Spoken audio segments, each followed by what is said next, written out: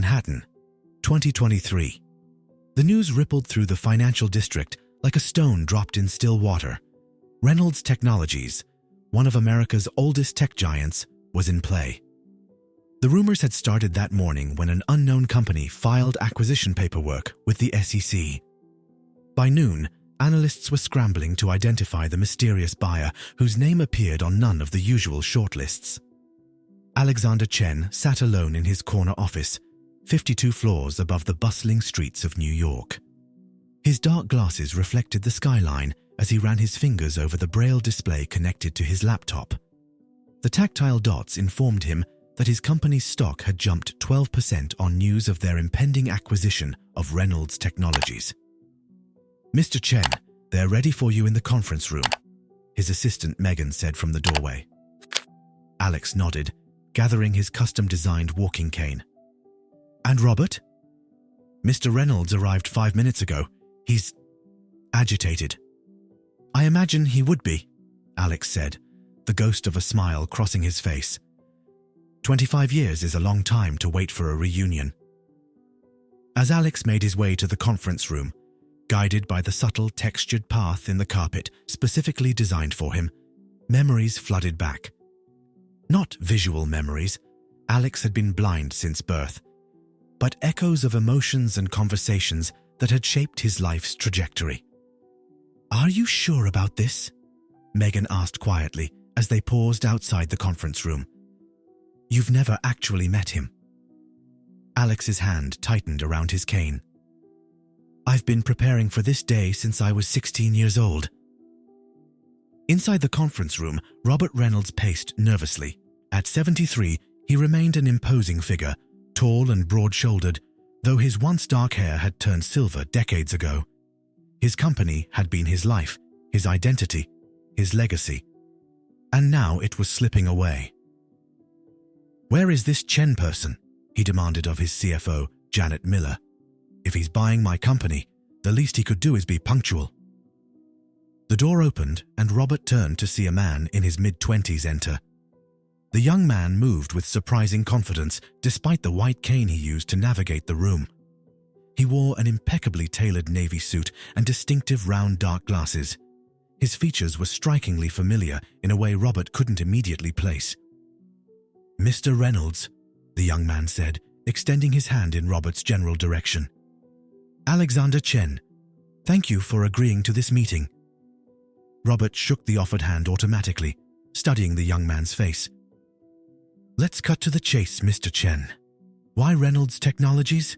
We've been approached by every major tech conglomerate over the years. Why are you, someone I've never even heard of, making this play now?" Alex took a seat at the head of the table, his movements smooth and practiced. "Because Reynolds Technologies has something I want. Our neural interface patents, the quantum computing division?" "No." Alex paused, removing his dark glasses to reveal pale blue eyes that didn't quite focus on anything in the room. "I want your legacy, Mr. Reynolds. Or should I call you Dad?" The room fell silent. Robert felt as though the floor had dropped from beneath him. "What did you say?" he whispered. "My birth name is Alexander Reynolds. My mother is Sarah Collins, your former wife. Though I doubt you remember her much these days. It's been 25 years since you walked out." Robert sank into the nearest chair, his face ashen. "That's impossible. This is some kind of trick." "It's no trick," Alex said calmly. "My mother raised me in Boston after you decided a blind son wasn't worthy of the Reynolds name. You were generous enough to provide child support payments through your corporate attorneys, though. Very thoughtful." The conference room had emptied without either man noticing, the lawyers and executives discreetly filing out to give them privacy. Robert stared at the young man across the table, searching his features and finding echoes of his own face, of Sarah's eyes, though unfocused. "How did you—" Robert began, then faltered. "Build a company capable of acquiring yours?" Alex finished for him. "Determination, innovation, and the excellent coding skills my mother taught me when I was 5 years old." "Boston, 1998. Sarah Collins sat at the kitchen table of their small apartment, listening to the rain tap against the windows.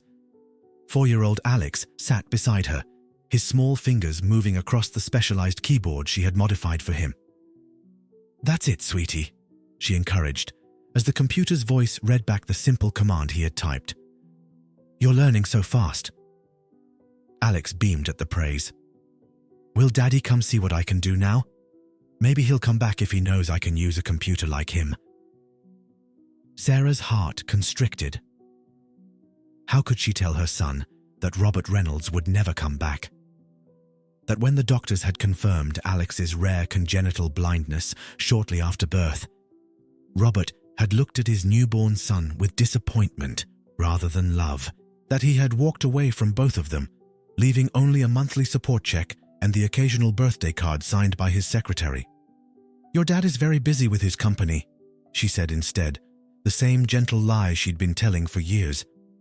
"But we're doing just fine on our own, aren't we?" Alex nodded, but his smile dimmed.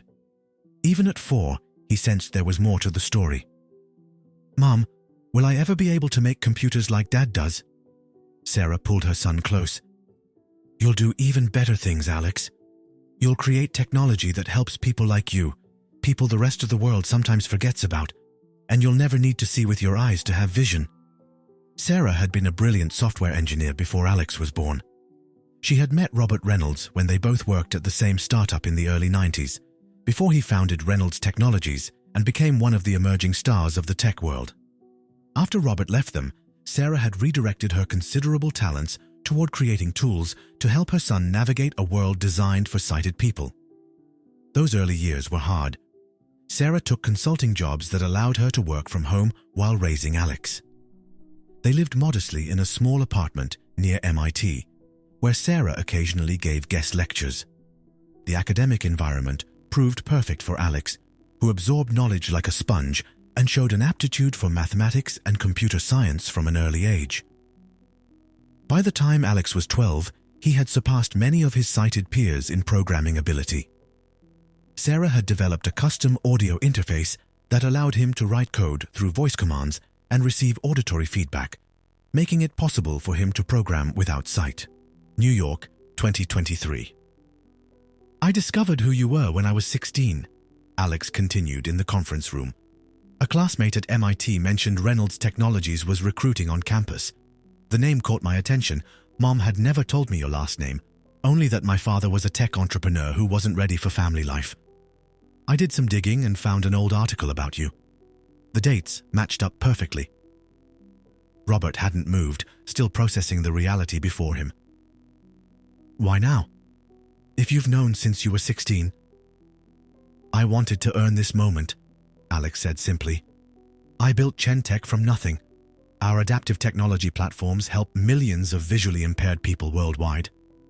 And now, we're large enough to acquire Reynolds Technologies. Poetic, don't you think?" Robert finally found his voice. "If this is about revenge..." "It's not," Alex interrupted. "Not entirely, anyway. Reynolds Technologies has been stagnating for years. Your last 3 product launches failed. You've lost market share to more innovative competitors. Your stock has dropped 40% since its peak 5 years ago." He leaned forward. "But you still have valuable patents, talented engineers, and manufacturing infrastructure that could be repurposed." "Repurposed for what?" Robert asked, a hint of his old business acumen surfacing through the shock. "Universal design. Technology that works for everyone, regardless of ability. The market for accessible tech isn't niche. It's the future. 1 in 4 Americans has some form of disability. That's an enormous untapped customer base." Robert studied his son. This stranger who had appeared from nowhere to claim his company, and perhaps extract a measure of justice for an old betrayal. He saw in Alex's confident posture something familiar. His own relentless drive, his own strategic thinking. "You could have approached me directly," Robert said quietly. "Why the secret acquisition?" Alex's expression hardened slightly. "Would you have taken me seriously if I had? A blind man offering business advice to the great Robert Reynolds? You walked away from me once because you thought I was broken, defective. I needed to prove, to myself as much as to you, that I could succeed entirely on my own terms." The words hit Robert like physical blows. He had never allowed himself to think about the child he had abandoned. It had been easier to immerse himself in building his company, in creating the legacy he had always wanted. Now that legacy was being claimed by the very son he had rejected.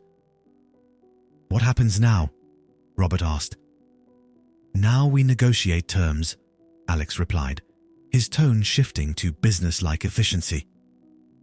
"I'm prepared to offer a fair price for Reynolds Technologies. The board will be satisfied, shareholders will get a premium, and you'll walk away with your fortune intact." "And my role in the company?" Alex hesitated for the first time. "That depends on you. If you want to stay on as an advisor during the transition, there's a place for you. If you prefer a clean break, that can be arranged too." Robert looked out the window at the Manhattan skyline, the empire he had built over decades. Then he looked back at his son, seeing for the first time the remarkable young man he had become without any help from him. "I'd like to stay," Robert said quietly, "if you'll have me." Alex didn't respond immediately. 25 years of absence couldn't be erased in a single meeting. Trust would have to be earned. But something shifted in his expression. Not forgiveness, not yet, but perhaps the first tentative step toward understanding. "We'll see," Alex said finally. "The acquisition will take 6 months to complete. We can use that time to determine if there's a place for you in the new company." He stood, replacing his dark glasses. "For now, I suggest we return to the others and announce we've reached a preliminary agreement." As they walked toward the door, Robert asked one final question. "Does your mother know about this?" Alex smiled for the first time, a genuine expression that transformed his serious face. "Mom is our Chief Innovation Officer. She's been part of the plan from the beginning." Robert nodded, absorbing this final piece of information. Sarah, brilliant, beautiful Sarah, whom he had also abandoned, had helped orchestrate this moment. It seemed fitting somehow. As they rejoined the waiting executives, Robert Reynolds realized he was meeting his son for the first time. 25 years too late, but perhaps not too late for a new beginning. Boston, 2003. Sarah Collins watched her 9-year-old son navigate the crowded school hallway with practiced ease. Alex's white cane tapped rhythmically against the floor tiles as he made his way to her, a wide smile on his face.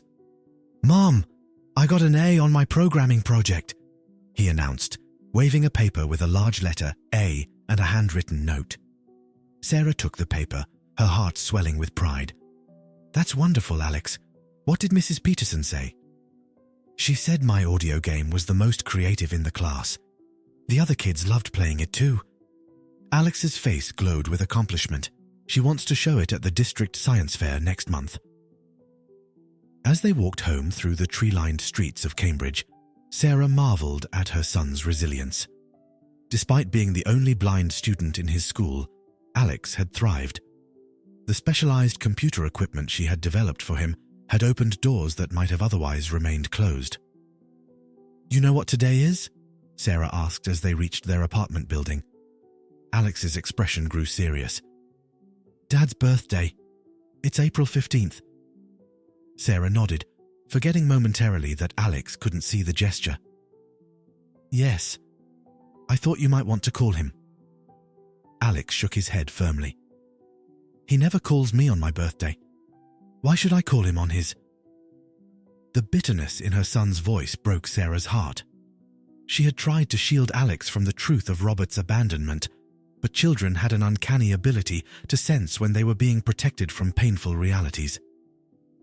"Sometimes adults make mistakes they don't know how to fix," Sarah said carefully. "Your father, he wasn't ready for the challenges of raising a child with special needs." "You mean he didn't want a broken son?" Alex said flatly. Sarah knelt down, taking her son's hands. "Alex, listen to me. There is nothing broken about you. Your father's limitations are his own. Alex's unseeing eyes seemed to look through her. Does he ever ask about me? Sarah hesitated. The monthly support checks arrived with mechanical regularity, but there were never any notes, never any inquiries about Alex's well-being. He's very busy with his company, she said at last, falling back on the familiar excuse. Alex's face closed off, and Sarah knew she hadn't fooled him. At 9 years old, her son was already too perceptive, too intelligent to be placated with comfortable lies. New York, 2023. 6 weeks had passed since the shocking meeting between Alex and Robert. The acquisition was proceeding, with teams of lawyers and financial analysts working through the complex details of merging Chentech with Reynolds Technologies. Alex sat in his New York apartment, his fingers moving across his braille display as he reviewed the latest acquisition reports. His phone buzzed with an incoming call. "Mom," he said, answering immediately. "How are you holding up?" Sarah asked, her voice warm despite the distance. At 53, Sarah Collins now led the research division of Chentech from their Boston headquarters. "I'm fine. The acquisition is on track. Reynolds' board voted to accept our offer yesterday." "I didn't ask about the acquisition, Alex. I asked about you." Sarah's voice carried the same gentle firmness it had when Alex was a child. "You've met with him 3 times now. How is it going?" Alex leaned back in his chair, considering the question. "It's complicated. He's trying too hard, like he can make up for 25 years of absence by being helpful in meetings. He's probably realizing what he missed," Sarah said quietly. Alex felt a familiar tightness in his chest, the same feeling he'd had as a child when he'd imagined what it would be like to have a father. "Did you ever regret not telling me who he was sooner?" A long pause followed. "Sometimes," Sarah admitted.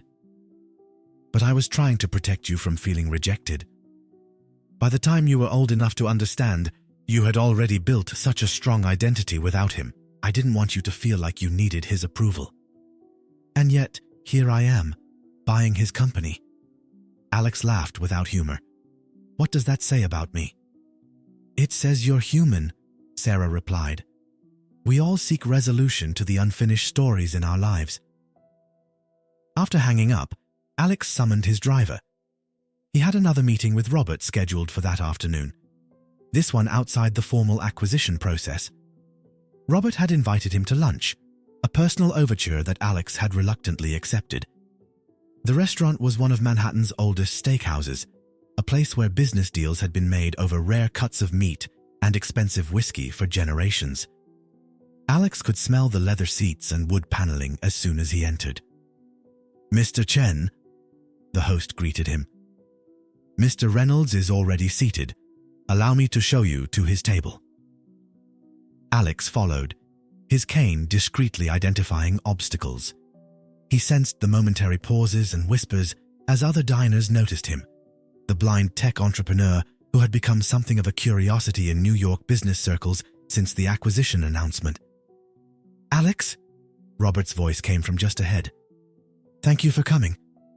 Alex nodded as the host helped him locate his chair. "This is quite a change from the conference room. I thought we could use a less formal setting." Robert sounded uncomfortable, unsure of himself in a way that contrasted sharply with his confident boardroom persona. "I used to come here with my father when I was starting out." A waiter approached, explaining the menu in detail for Alex's benefit. "The ribeye is excellent," Robert suggested after the waiter departed, "though perhaps you have your own preferences." "I'll have the salmon," Alex said, sensing Robert's disappointment at the small rejection. An awkward silence fell between them. Alex could hear Robert fidgeting with his silverware, a nervous habit he'd noticed during their previous meetings. "I've been reading about your company," Robert said finally. "Your adaptive technology is remarkable. The voice recognition system you developed for coding applications, I had our R&D team look at it. They say it's years ahead of anything else on the market." "Mom helped with the early prototypes," Alex said. "She developed the first audio interface for me when I was 5, when existing screen readers weren't adequate for learning to code." Sarah always was brilliant, Robert said softly. Much more intuitive than me when it came to user experience design. Alex tilted his head. You never tried to find out what happened to her? To us? The question hung in the air between them. Robert's breathing changed, becoming slightly irregular. I told myself it was better to make a clean break, he admitted. That sending money was enough, that you both would be better off without a father and husband who couldn't see past his own expectations. He paused. I was wrong. Alex had imagined this conversation countless times over the years, had rehearsed cutting remarks and accusations. But now, faced with Robert's admission, he found his prepared responses inadequate. We managed, he said simply. More than managed, Robert corrected. You've built something extraordinary, Alex, without any help from me. Sometimes I wonder what would have happened if I had stayed.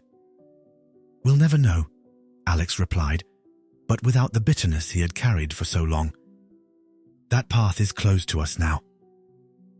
Their food arrived, creating a welcome interruption. As they ate, Robert cautiously asked about Alex's childhood, his education, his hobbies, the milestones a father should have witnessed. Alex answered selectively, sharing some memories while keeping others private. Some parts of his life he wasn't ready to give to Robert yet. Perhaps never would be. There's something I'd like to show you, Robert said as they finished their meal. If you're willing. Boston, 2012. 16-year-old Alex sat frozen at his computer, his fingers hovering over his braille display. The article his screen reader had just announced made his heart pound. Robert Reynolds, founder and CEO of Reynolds Technologies, announced the company's new neural interface system yesterday at their annual developers conference. Reynolds, who started the company in 1994 after leaving his position at... The dates aligned perfectly. Reynolds Technologies had been founded shortly after Alex's birth. And the name? How had he never made the connection before? Reynolds wasn't a common name, and his mother had always been vague about his father, saying only that he was a tech entrepreneur who wasn't ready for family life. Mom? Alex called out, his voice tense. Sarah appeared in the doorway of his bedroom. What is it, honey? Is Robert Reynolds my father? The silence that followed was answer enough. Alex heard his mother's sharp intake of breath, the soft sound of her sinking onto the edge of his bed. How did you find out? She asked finally. It wasn't hard once I had the name, Alex said. Why didn't you tell me? All these years I could have looked him up, learned about him. And what good would that have done? Sarah interrupted, her voice uncharacteristically sharp. He made his choice, Alex. He decided that having a blind son didn't fit with his vision for his life. Alex felt as though the floor was tilting beneath him. All the gentle evasions of his childhood suddenly clarified into a painful truth. His father hadn't been too busy with his company. He had simply not wanted a disabled child. He sends money, Alex said, recalling the trust fund that paid for his specialized equipment and private school tuition. He sends money because it's easy, Sarah replied, her voice softening. Staying would have been hard, loving you as you are, with your challenges and your gifts. That would have required courage he didn't have. Alex's hands clenched into fists. Does he even know what I've accomplished? That MIT accepted me 2 years early? That my audio coding system won the State Innovation Prize?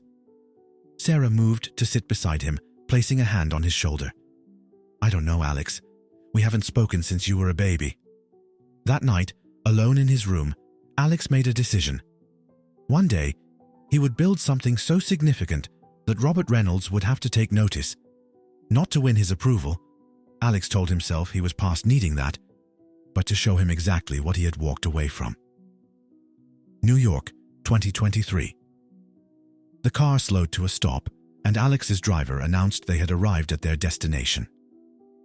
Where are we? Alex asked as Robert helped him from the car. The first office of Reynolds Technologies, Robert explained. It's a small building in the Flatiron district, We started with just 6 employees. Alex sensed they were on a busy street, could hear pedestrians passing by and the sounds of construction nearby. "It's nothing special to look at," Robert continued as he guided Alex toward the building entrance. "Just a typical New York brownstone, but this is where it all began." They entered the building, and Robert described the small lobby that now housed a trendy coffee shop. "Our offices were on the 3rd floor. Now it's all been converted to co-working spaces." "Why show me this?" Alex asked, genuinely curious. "Because I want you to understand where Reynolds Technologies came from," Robert said. "Before it became a corporation, before the board and the shareholders and the quarterly reports, it was just an idea, a vision for what technology could do." The irony of discussing vision with his blind son wasn't lost on either of them.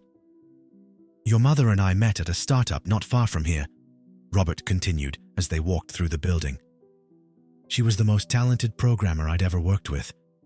When I left that company to start Reynolds, I wanted her to come with me." "Why didn't she?" Alex asked, though he suspected the answer. "She was pregnant with you," Robert said simply. "We had different priorities." They reached the 3rd floor, and Robert described the layout of the original office, where his desk had been, where the first server racks were installed, where the team had celebrated their first major contract. "I thought I was building a legacy," Robert said quietly, "something that would outlast me. Now I realize I was focused on the wrong kind of legacy." Alex stood in the space that had meant so much to his father, trying to reconcile the driven entrepreneur who had built a tech empire with the man who had abandoned his own child. "It's not too late to build something new," Alex found himself saying. "Reynolds Technologies and Chentech together could create technology that changes lives. Not just profits and patents, but real impact." Robert was silent for a long moment. Is there room in that vision for an old man who's made too many mistakes? Alex turned to face his father, removing his dark glasses. His pale blue eyes, though unfocused, seemed to look directly at Robert. "That depends," he said carefully. "Are you ready to see the world through different eyes?" It wasn't forgiveness. Not yet. But as they stood in the birthplace of Reynolds Technologies, it was perhaps the beginning of a new understanding between father and son. Boston, 2008. "You can't see it, but trust me, it's beautiful," Sarah said, as she and 14-year-old Alex stood on the MIT campus on a crisp fall day. Leaves crunched beneath their feet as they walked along the paths between historic buildings. "Describe it to me," Alex requested, his white cane sweeping in a gentle arc before him. "The trees are turning gold and red. The red brick buildings look warm in the afternoon sun. Students are sitting on the grass, reading or typing on laptops." Sarah squeezed her son's hand. "One day you'll be one of them." Alex smiled. "2 more years, if they accept me early." "They will," Sarah said with confidence. "Your coding skills already surpass most college freshmen, and your audio programming interface is unlike anything on the market." They had come to MIT for a special weekend program for gifted high school students. Despite being younger than most participants, Alex had been specially invited after his audio-based coding system had caught the attention of the computer science department. Later that day, after a workshop on artificial intelligence, Alex sat with the other students in the cafeteria. While they chatted excitedly about the program, Alex felt the familiar sense of isolation that sometimes crept up on him in groups. "Is this seat taken?" a voice asked. "No, go ahead," Alex replied, turning toward the voice. "I'm Kevin. You're Alex, right? The one who developed that audio coding interface?" Alex nodded, surprised to be recognized. "Yes, that's me." "That's seriously cool," Kevin said, his voice genuine. "I tried the demo during the break. The way you've created audio cues for different coding structures is brilliant. It must make programming way more intuitive for non-visual learning." For the next hour, Alex and Kevin discussed programming, music, both were fans of classic rock, and their shared dream of launching a tech startup someday. It was the first time Alex had met someone who saw his blindness not as a limitation, but as a different perspective that could lead to innovation. "We should team up for the hackathon tomorrow," Kevin suggested as they finished their meals. "Your audio interface, combined with my visualization algorithms, could create something awesome." Alex hesitated. He usually worked alone, partly because it was easier than explaining his methods to others. "Are you sure? I work differently than most people." "That's exactly why we should collaborate," Kevin insisted. "Different perspectives create better solutions." That weekend marked the beginning of a friendship that would shape Alex's future. Kevin Johnson became not just his first true friend, but eventually his first business partner. Where Alex could conceptualize complex code structures through sound and logic, Kevin could translate those ideas into visual frameworks that appealed to investors and customers. When Alex was accepted to MIT 2 years later, Kevin was already a sophomore there. They reunited and began working on what would eventually become the foundation of Chentech's core technology. New York, 2023. Alex sat in a large conference room at Reynolds Technologies headquarters, listening as the combined executive teams of Reynolds and Chentech presented integration plans for the two companies. The acquisition was now 3 months along, with another 3 months remaining before finalization. The Neural Interface division shows the most potential for immediate integration with Chentech's accessibility platforms, Janet Miller, Reynolds' CFO, was saying. Initial testing suggests a 40% improvement in user experience when combining both technologies. Alex nodded, his fingers moving across his braille display to review the data. "Have we considered the implications for users with varying disabilities? The interface needs to adapt to different needs, not just visual impairment. We're expanding testing to include users with mobility and cognitive disabilities," confirmed Megan, who had taken on a role coordinating between the two companies. At the other end of the table, Robert listened intently. Over the past months, he had been surprisingly hands-off in the integration process, offering input only when asked directly. Whether this was from respect for Alex's leadership or uncertainty about his own role was unclear. "What about the military contracts?" Robert asked suddenly. "Have we decided how to handle those?" A tense silence fell over the room. Reynolds Technologies had several lucrative Defense Department contracts, something Alex had discovered during due diligence and strongly opposed. The military applications of Reynolds' neural interface technology raised ethical concerns that threatened to derail the acquisition entirely. "We're still evaluating our options," Alex replied carefully. "I've asked our ethics committee to review each contract individually." Robert frowned. "Those contracts represent nearly 20% of our annual revenue. Canceling them outright would trigger a significant devaluation." "Some things are more important than shareholder value," Alex countered. "I didn't build Chentech to create technology that could be weaponized." The tension in the room thickened. Most executives present had worked for Reynolds for years and shared Robert's pragmatic approach to defense contracts. The Chentech team, with their focus on assistive technology and accessibility, viewed the issue very differently. "Perhaps we should continue this discussion privately," Robert suggested, nodding toward the door. Once alone in Robert's office, the conversation resumed with greater frankness. "You can't just dismantle parts of the company because they don't align with your personal values," Robert argued. "That's exactly what a CEO does," Alex responded firmly. "Sets the ethical direction of the company." "And what about the thousands of employees whose jobs depend on those contracts?" Alex leaned forward. "We can redirect those resources. The same technology that powers military neural interfaces could be adapted for medical applications, helping paralyzed patients move again, restoring communication abilities to stroke victims." Robert sighed, rubbing his temples. "You make it sound so simple." "It's not simple," Alex acknowledged, "but it's necessary. I won't build weapons, Robert, not even indirectly." Robert studied his son's face, the determined set of his jaw, so like his own. Over the past months, he had watched Alex navigate the complex acquisition process with remarkable skill. The young man had earned the respect of Reynolds' executive team through his intelligence, vision, and unwavering principles.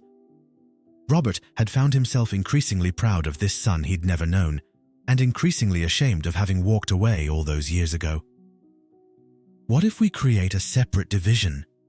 Robert suggested. "Complete the existing contracts but decline to bid on new ones. That would give us time to transition the teams to civilian applications." Alex considered this compromise. "I could live with that, provided we have a firm end date and transparent reporting on exactly how the technology is being used." Robert nodded, then realized Alex couldn't see the gesture. "Agreed," he said aloud. "I'll work with Janet to draft a transition plan." As they prepared to rejoin the others, Robert hesitated. "There's something else I need to tell you. Something I should have mentioned sooner." Alex paused, sensing the shift in Robert's tone. "What is it?" "I've been having some vision problems," Robert said quietly. "Blurry vision, difficulty focusing, especially in low light. I saw a specialist last month." Alex went very still. "And?"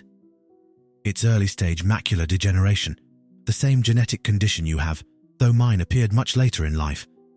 Apparently it can skip generations or appear with varying severity." The irony wasn't lost on either of them. The man who had abandoned his son because of a visual impairment was now facing the same condition. "How bad will it get?" Alex asked, his voice carefully neutral. "The doctor says it will progress gradually. I'll likely retain some peripheral vision, but within 5 to 10 years, I'll lose most of my central vision. No cure, just treatments to slow the progression." Alex absorbed this information, unsure how to respond. Part of him, a part he wasn't proud of, felt a certain vindication. Robert would finally understand what it meant to navigate a world designed for the sighted. Another part felt an unexpected sympathy. "Does anyone else know?" he asked. "No," Robert admitted. "I've been processing it myself." Boston, 2016. "To Chentech," Kevin raised his beer bottle in a toast. "May our first round of funding be the beginning of a tech empire." Alex smiled, clinking his bottle against Kevin's. They sat in a small bar near MIT, celebrating the $500,000 seed investment they had just secured from a Boston venture capital firm. At 22, both had recently graduated.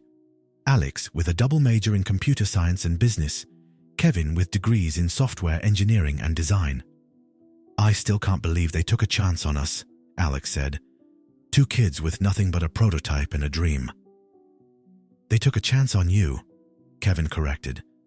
"When you gave that demo without sight, showing how your audio interface could make coding accessible to anyone, man, their faces, they'd never seen anything like it." Alex shrugged off the praise, but he knew Kevin was right. Their adaptive technology was unique, combining audio interfaces with traditional visual displays to create a truly universal design. What had begun as tools to help Alex program without sight had evolved into a platform that made coding more intuitive for everyone, regardless of ability. "Have you told your mom about the company name yet?" Kevin asked. Alex shook his head. "Not yet. I'm not sure how she'll react to me using Chen instead of Collins."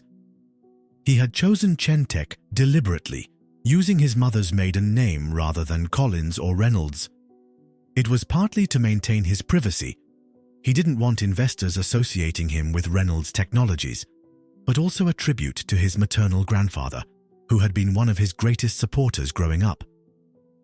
"You should tell her soon," Kevin advised, "before we file the official paperwork." Alex nodded, thinking about how to explain his decision to his mother. Sarah had given up so much to raise him, had fought so hard for his inclusion in schools and programs that weren't designed for blind students. Would she understand his need to forge his own identity, separate from both his absent father and her own sacrifices? New York, 2023. "I'd like you to meet someone," Alex said to Robert a week after their discussion about the military contracts. "He's flying in from our San Francisco office this afternoon." They sat in Alex's temporary office at Reynolds Technologies, finalizing details of the transition plan for the defense contracts. One of your executives? Robert asked. My co-founder and best friend, Kevin Johnson. He's been with me since the beginning of Chentech. Kevin arrived that afternoon, a tall man with an easy smile and quick mind. He greeted Alex with a warm hug before shaking Robert's hand with noticeable reserve. So you're the famous Robert Reynolds, Kevin said, his tone carefully neutral.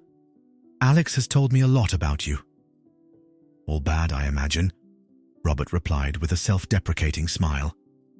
Not all, Kevin said, glancing at Alex. The last few months have added some nuance to the story.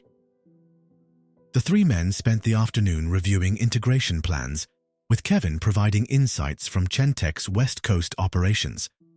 As the meeting concluded, Kevin excused himself to take a call, leaving Alex and Robert alone. He's protective of you, Robert observed. Alex smiled slightly. Kevin's seen me through a lot. The early startup struggles, our first failed product launch, the attempted hostile takeover 5 years ago. He knows about your condition, Robert said, referencing his own recent diagnosis. Would it help if I talked to him? About what to expect? The offer caught Alex by surprise. You want advice from Kevin about going blind? Robert shifted uncomfortably. I thought he might have perspectives, having worked so closely with you. But if that's inappropriate… It's not inappropriate, Alex interrupted. It's just… surprising. But yes, Kevin probably has insights that would help you. He's had to adapt to working with a blind partner for years. A moment of understanding passed between them. For the first time, Robert was acknowledging that he needed guidance for the journey ahead. The very journey he had abandoned Alex to face alone. There's someone else you should talk to, Alex said after a pause. Mom is flying in next week for the quarterly board meeting. She'd need to be informed of your condition anyway, since it could affect leadership transition plans. Sarah's coming here? Robert looked startled. I haven't seen her since you left us, Alex finished for him. Yes, I know. It's been 25 years, but if we're going to merge these companies successfully, you two need to establish some kind of working relationship. The prospect of facing Sarah after all these years clearly rattled Robert more than any business challenge. Alex could hear the nervousness in his voice when he asked, Do you think she'll even speak to me? Mom is the most compassionate person I know, Alex replied. She taught me that holding on to anger only limits your own possibilities. She'll speak to you. He paused, then added with a hint of his rare humor, Whether you'll like what she has to say is another matter entirely. As Robert processed this, Alex received a text message that his braille display translated. He smiled as he read it. Kevin wants to know if we'd like to join him for dinner. He's found a restaurant nearby that supposedly has the best New York pizza. Robert hesitated, clearly uncertain if he was included in the invitation. He means both of us, Alex clarified. If you're free. I'm free, Robert said, an unexpected note of hope in his voice. As they gathered their things to leave, Alex realized that something had shifted between them. Not forgiveness exactly. The past was still there, the years of absence still a gulf between them. But perhaps the beginning of something new was taking shape, built not on the obligation of blood, but on mutual respect and the recognition of shared challenges ahead. The three men left the Reynolds Technologies building together, stepping into the New York evening, Alex and Kevin with the easy familiarity of old friends, Robert following a step behind, cautiously finding his place in a future he had never imagined for himself. The New York skyline glittered outside the windows of the Reynolds Technologies executive conference room. Sarah Collins sat with perfect posture at the table, her laptop open in front of her, her expression calm despite the significance of the moment. At 53, she maintained the same quiet determination that had sustained her through raising a blind child alone while building her own career in technology. Robert couldn't stop stealing glances at her. 25 years had passed since he had last seen her, yet he immediately recognized the intelligence in her eyes, the slight furrow of concentration between her brows as she reviewed the acquisition documents. Her dark hair now had strands of silver, but otherwise she seemed remarkably unchanged, at least on the outside.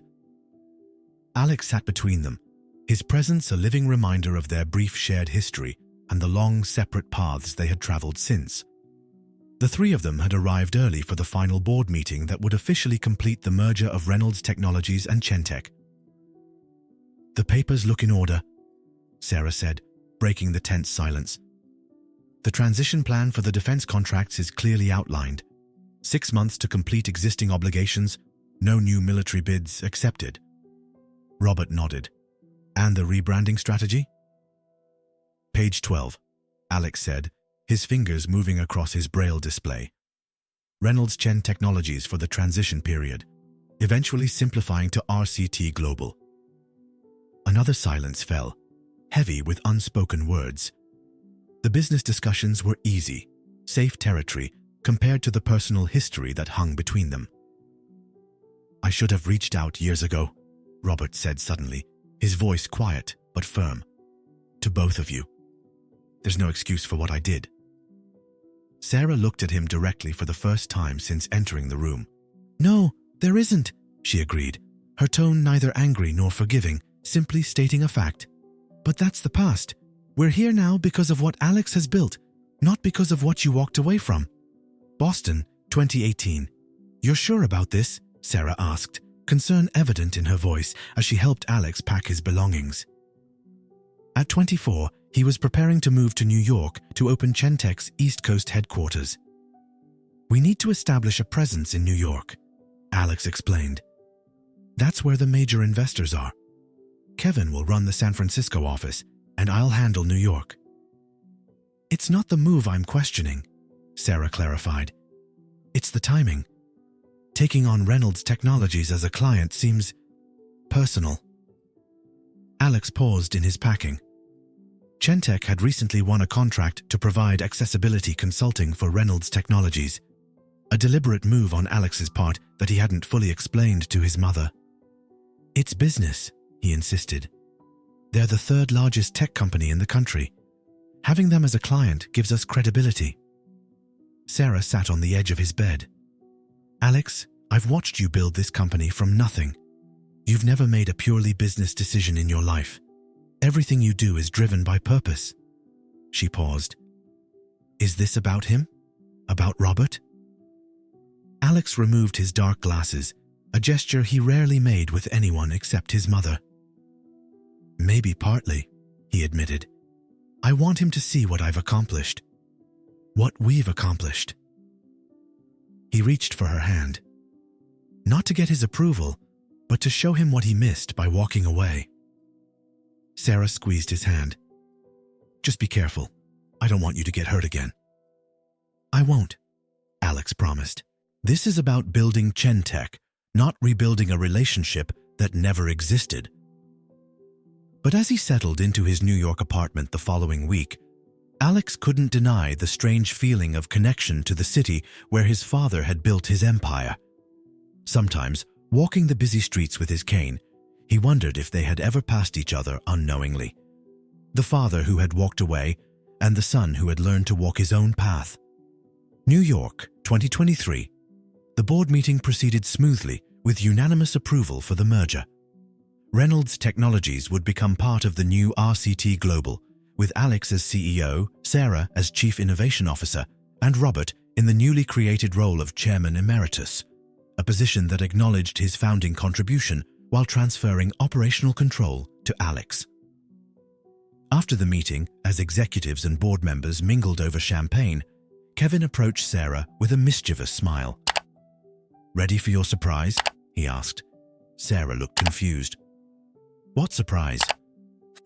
"Alex has been planning this for weeks," Kevin said, offering her his arm. "Follow me." He led Sarah and several others, including Robert, to the elevator. They rode to the top floor of the Reynolds Technologies building, where the executive offices were being renovated. When the doors opened, they stepped into a completely transformed space. Gone were the traditional dark wood paneling and imposing corner offices that had characterized Reynolds' leadership style. Instead, the space was open and airy, with adaptive features subtly integrated throughout. Textured flooring patterns that could be detected by Kane, audio cues built into doorways, and workstations that could be adjusted for users of varying abilities. "Welcome to the future of RCT Global," Alex announced, joining them from another elevator. The first truly universal design corporate headquarters in America. As they toured the space, Alex explained how every feature had been designed to work for employees of all abilities, not as separate accommodations, but as integrated elements that improved the experience for everyone. "The textured path that helps me navigate also reduces noise from foot traffic," he pointed out. "The audio cues that announce locations also serve as a messaging system for everyone. The adjustable workstations improve ergonomics for all employees." Sarah moved through the space with growing emotion, touching the features her son had designed. 20 years ago, she had modified their small apartment to help a blind child learn to navigate independently. Now that child had reimagined an entire corporate headquarters around the principles she had taught him. "It's everything we talked about," she said quietly when they had a moment alone. "Technology that works for everyone, not just the typically abled." Alex smiled. "I had a good teacher." Across the room, Robert observed the space with a new perspective, acutely aware that in a few years he would experience the building very differently as his own vision deteriorated. The textured floors, the audio cues, the intuitive layout, all would become not just impressive innovations, but necessary accommodations for him too. Later that evening, the three of them, Alex, Sarah, and Robert, sat in a quiet corner of the reception that followed the board meeting.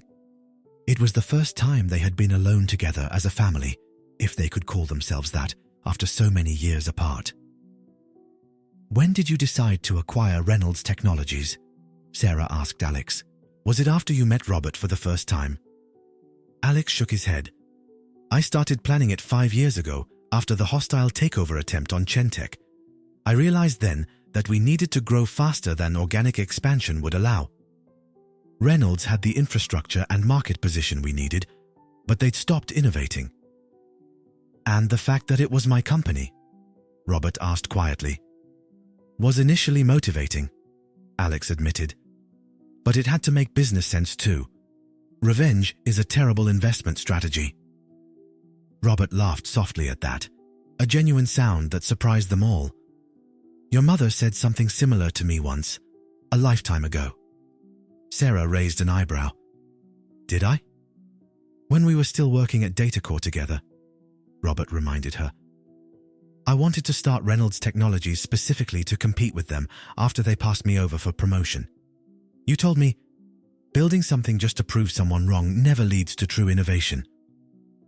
"I'd forgotten that," Sarah said with a faint smile at the memory. "You didn't listen to me then either." "I should have," Robert acknowledged. "About that and so many other things." MIT campus, 2015. Kevin and Alex huddled in the university's startup incubator space, surrounded by whiteboards filled with notes and diagrams, visible to Kevin, accessible through audio descriptions to Alex. It was 3 a.m., and they were finalizing their business plan for what would become Chentech. "So we're agreed on the core mission?" Kevin asked, marker poised over the whiteboard. "Universal design technology that works for everyone, regardless of ability." "Yes," Alex confirmed. "But with a specific focus on making coding and software development accessible to people with visual impairments first. That's where we have unique expertise." Kevin wrote this down, the squeak of the marker punctuating the quiet room. "And the long-term vision? 5 years? 10 years?" Alex leaned back in his chair, thinking. "In 10 years, I want to change how technology is designed from the ground up. No more treating accessibility as an afterthought or a compliance checkbox. Universal design principles should be fundamental to everything we build." Kevin nodded.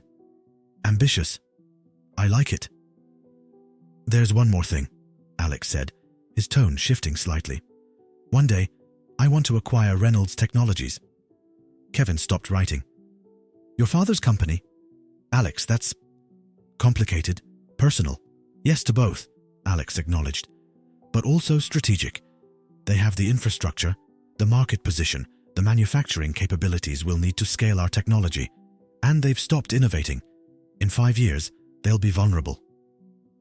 Kevin studied his friend's face, recognizing the determination in his expression. This isn't just about business, is it?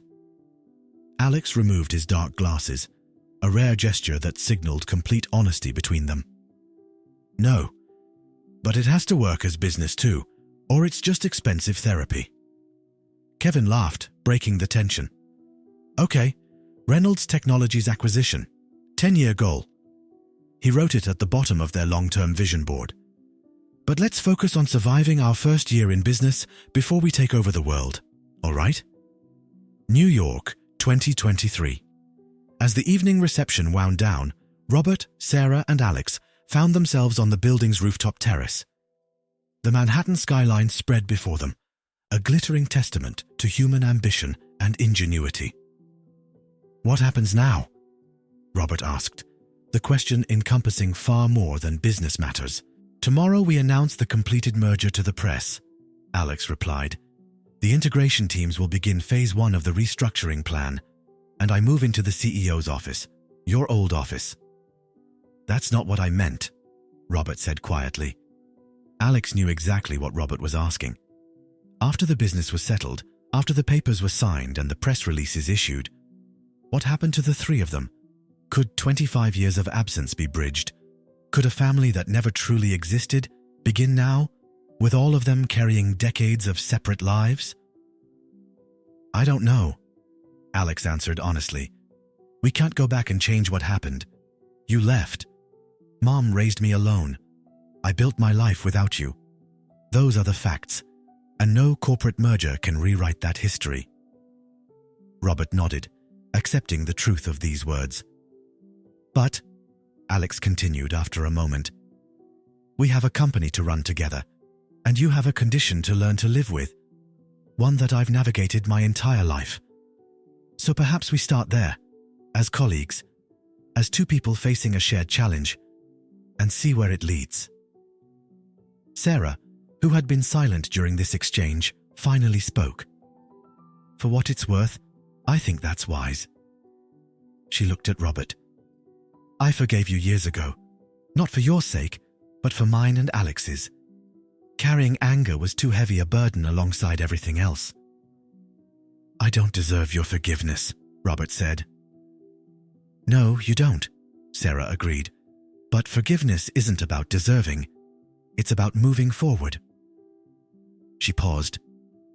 Besides, watching you learn to navigate the world as your vision fails will be a particular kind of justice I couldn't have planned better myself.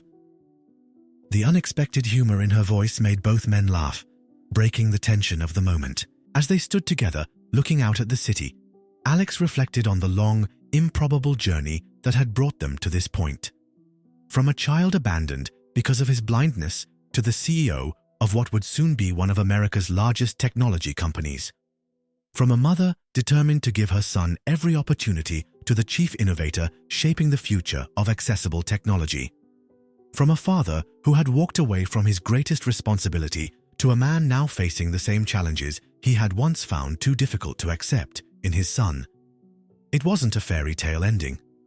The years lost could never be recovered, the pain of abandonment never completely erased. But perhaps it was something more valuable than a perfect resolution. It was a new beginning based on truth rather than obligation, on shared purpose rather than shared blood alone.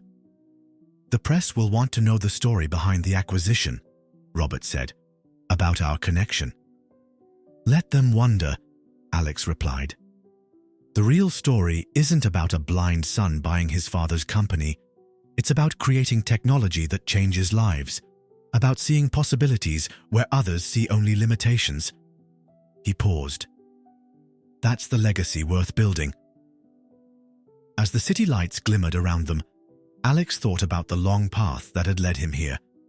From a child learning to code through his mother's voice, to a teenager discovering his father's identity, to a young entrepreneur determined to prove his worth, to a man now responsible for thousands of employees and a vision that extended far beyond his own lifetime. It wasn't the path he would have chosen, but standing between the mother who had never left and the father who had found his way back, Alex realized it was the path that had made him who he was, a person defined not by what he couldn't see, but by what he could envision.